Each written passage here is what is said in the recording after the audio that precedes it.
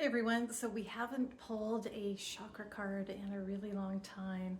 We haven't done a lot of things in a really long time, but let's get back at it. Let's take a look at where or what the universe wants to tell us, what messages that come through, where it is that we need to focus to clear out that chakra. Maybe that's something that's holding you back. And let's see if we can get back into alignment with it. Now remember that these messages aren't for everybody, but maybe you can pick a nugget of wisdom out of one of these cards. So let's see. Ooh, that one popped out. Crown chakra. So that's what it looks like.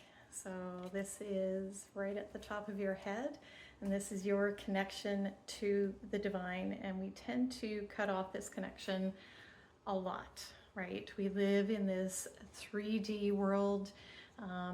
Whatever is tangible and that is real to us, but there's so much more going on than what we are aware of. And when we begin to tap into our divine selves, our higher consciousness, our divine connection, God, source, whatever it is, it's not that we lose that connection, it's just sometimes we don't create a strong bond and keep that connection alive.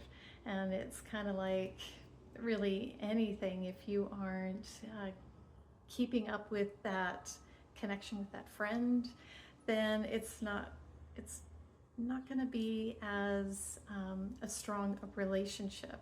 So we want to create that connection with our divine consciousness, with our higher selves, because that is where that beautiful creativity, those ideas, the intuition, all of those things, that's where that inspiration comes from.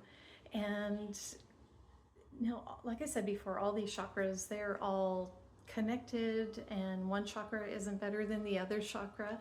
They all need to function accordingly so that we have this wholeness, so that our material world, our earthly bodies can function and connect fully with our higher selves, with our spiritual selves. We want them all to be in alignment. So begin to connect with that higher self by sitting in meditation, and you can play music, you can, or not, you can just sit there and focus on raising that vibration and clearing that channel so that inspiration, that divine consciousness can clearly come through. So you want to clear out the gunk, and you want it to flow through you so that you can listen to the higher consciousness. And that higher consciousness will never speak negatively of you, will never lead you astray. Just tap into it. You know that you're tapping into it when it's joyful and it's happy and it's loving.